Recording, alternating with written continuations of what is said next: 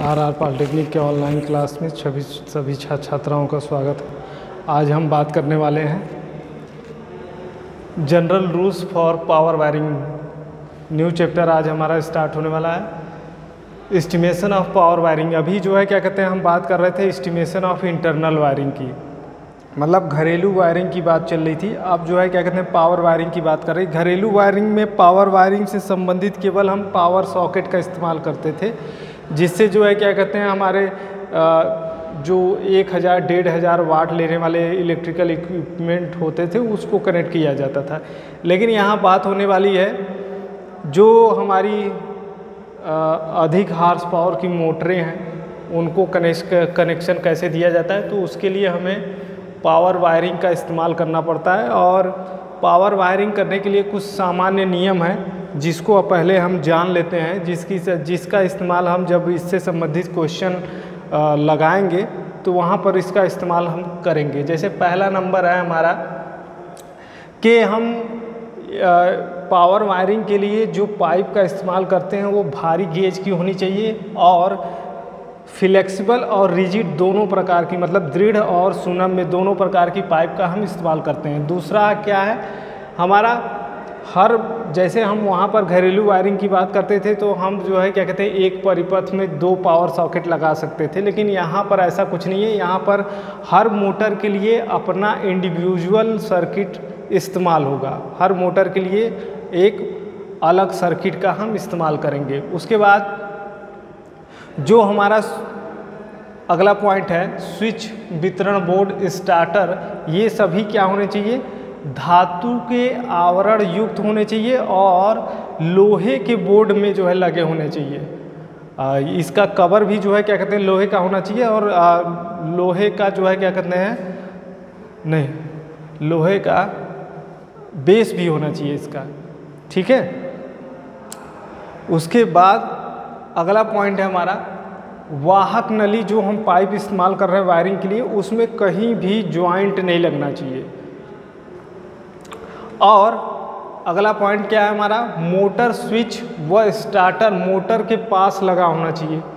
Motor switch और starter को कहाँ लगाना चाहिए, मोटर के पास लगाना चाहिए। और अगर हम पावर वायरिंग के लिए वायर का जो इस्तेमाल कर रहे हैं तो मिनिमम, अगर हम एल्युमिनियम इस्तेमाल कर रहे हैं तो मिनिमम जो है हमारा 2.5 mm² का होना चाहिए। और अगर हम कॉपर इस्तेमाल कर रहे हैं तो 1.93 mm² का होना चाहिए। ये तो हमारा मिनिमम है, लेकिन जो है क्या कहते हैं हम क्या करंट के हिसाब से यहाँ पावर वायरिंग में करंट के हिसाब से वायर इससे भी ज़्यादा mm² का हम वायर इस्तेमाल करेंगे। वो उसके लिए एक अलग टेबल है कि मतलब कितने एम्पियर के लिए कितने mm² का वायर हमें इस्तेमाल करना चाहिए। उस टेबल को हम आपको PDF बना के उसका जो है क्या कहते हैं आपको ग्रुप में सेंड कर दिया जाएगा। उसके बाद जो भी मोटर लगानी है मोटर को हमेशा न्यू पर स्थापित करना चाहिए। और मुख्य स्विच, वितरण बोर्ड, मोटर स्विच, स्टार्टर दीवार पर होना चाहिए या जो है क्या कहते हैं स्टैंड पर, या तो हम दीवार पे लगाएं या तो जो है क्या कहते हैं स्टैंड पे लगा सकते हैं। और अगर हम जो है क्या कहते हैं स्टैंड पे लगा रहे हैं ये चीज़ें तो ये दीवार से कम 0.7 मीटर की दूरी पे होने चाहिए मोटर की। और जो मोटर लगाई जा रही है बेस पर उसकी भी दूरी जो है दीवार से कम 0.7 मीटर होनी चाहिए। उसके बाद जो है क्या कहते हैं हमारा जो मुख्य स्विच, वितरण बोर्ड, मोटर स्विच आदि जो हम लगा रहे हैं उसकी फर्श से जो ऊंचाई होनी चाहिए वो 1.5 मीटर होनी चाहिए। उसके बाद जो है क्या कहते हैं जो न्यू हम बेस एक बना रहे हैं मोटर को उस पर सेट करने के लिए, उसको कम से कम जो है क्या कहते हैं 20 सेंटीमीटर से 50 सेंटीमीटर तक रखी जाती है उसकी जो ऊंचाई है। और यहाँ पर पावर वायरिंग में वायरिंग का जो हॉरिजॉन्टल रन है वो हमारा 2.5 मीटर की ऊंचाई पे होना चाहिए फर्श से। और ट्रंच की गहराई 20 सेंटीमीटर हो। मतलब ट्रंच क्या चीज़ है, जैसे कि हम जो मोटर लगा रहे हैं तो मोटर के जो पास वाला एरिया होता है वहाँ पर कुछ दूरी तक हमें जो है क्या कहते हैं कुछ सामान गिरने से वायर डैमेज हो सकता है। तो जो है क्या कहते हैं वहाँ पर हम कुछ दूरी तक हम क्या करते हैं एक गड्ढा खोद कर एक नाली बना लेते हैं, उसके अंदर से वायर ले जाते हैं जिसको हम ट्रंच कहते हैं। तो उसकी गहराई हमारी जो है क्या कहते हैं वायर जो हम ले जा रहे हैं उसकी गहराई हमारा 20 सेंटीमीटर होनी चाहिए कम से कम। उसके बाद जो है हम किस तरह की पाइप का इस्तेमाल करेंगे, किस तरह की कंड्यूट का इस्तेमाल करेंगे वायरिंग के लिए। जैसे मुख्य स्विच से मोटर स्विच तक हमें वायरिंग जो रिजिड कंड्यूट है उसके अंदर ले जाएंगे, और मोटर स्विच से स्टार्टर स्विच तक फ्लेक्सिबल पाइप के अंदर ले जाएंगे, और स्टार्टर से मोटर टर्मिनल तक हम दृढ़ व सुनम्य दोनों तरह के जो है क्या कहते हैं पाइप का इस्तेमाल कर सकते हैं। उसके बाद नेक्स्ट टॉपिक है हमारा calculation of current for Motors.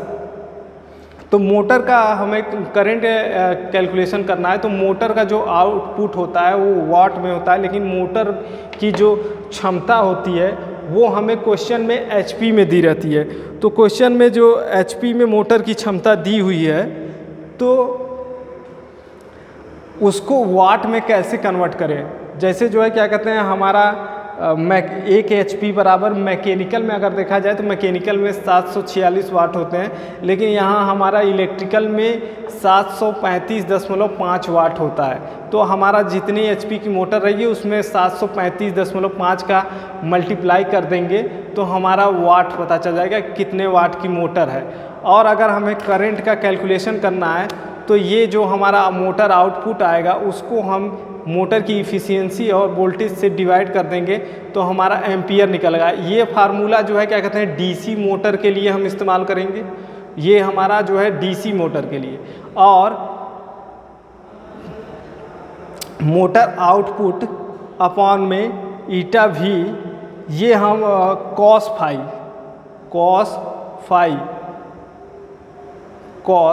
Phi ये हम जो है क्या कहते हैं सिंगल फेज एसी मोटर के लिए इस फार्मूले का इस्तेमाल करेंगे। और इसी में जो है क्या कहते हैं √3 से अगर हम डिवाइड कर देंगे तो ये हमारा जो है क्या कहते हैं 3 फेज एसी मोटर के लिए फार्मूला हम इस्तेमाल कर सकते हैं। उसके बाद मोटर की जो है क्या कहते हैं हॉर्स पावर दी रहेगी हमें क्वेश्चन में।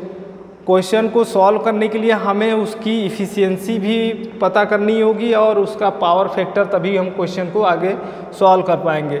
तो यहाँ पर एक टेबल दिया हुआ है जिसमें ये लिखा हुआ है कि किसी मोटर की जैसे 1 HP की मोटर है तो उसकी इफ़िशियंसी 50 से 65% तक हो सकती है, और उसकी जो है जो हम कैलकुलेशन पर्पज़ से उसका जो पावर फैक्टर लेंगे पावर फैक्टर 0.6 लेंगे। और अगर वही मोटर 1 HP से 2.5 HP तक है तो उसकी इफ़िशियंसी हम मान के चलते हैं कि 70 से 75% होगी, और उसका जो पावर फैक्टर है 0.7 लेंगे। 2.5 HP से 5 HP तक की मोटर है तो उसका जो इफ़िशियंसी है हम उसको 75 से 80 मान के चलते हैं कि इतने के बीच में होगा, और उसका जो है क्या कहते हैं पावर फैक्टर 0.75। 5 से 20 HP की मोटर है तो उसकी इफ़िशियंसी हम मान के चलते हैं कि 80 से 85% तक होगी, और उसका जो है क्या कहते हैं पावर फैक्टर हम 0.8 मान के चलते हैं। 20 HP से अगर अधिक की मोटर है तो उसका इफ़िशियंसी हम मान के चलते हैं कि 85 से 90% तक है, और उसका पावर फैक्टर हम 90.9 लेके चलते हैं। तो ये हमारे जो है क्या कहते हैं सामान्य नियम हो गए जिसका इस्तेमाल हम क्वेश्चन में करेंगे। उसके बाद जो है क्या कहते हैं पावर वायरिंग से संबंधित जो इंस्ट्रूमेंट हैं उनकी भी रेट लिस्ट आपको देखनी होगी। उसका जो है क्या कहते हैं PDF बना के भेज दिया जाएगा, उसको आप लोग देखिए, पढ़ाई करिए। और कोई भी समस्या आए तो उसके लिए आप जो है क्या कहते हैं कमेंट कर सकते हैं, या फिर जो है क्या कहते हैं आपके पास मेरा नंबर है, आप संपर्क भी कर सकते हैं। उसके लिए हम अलग से जो है वीडियो बना के आपकी समस्या का समाधान कर सकते हैं। धन्यवाद।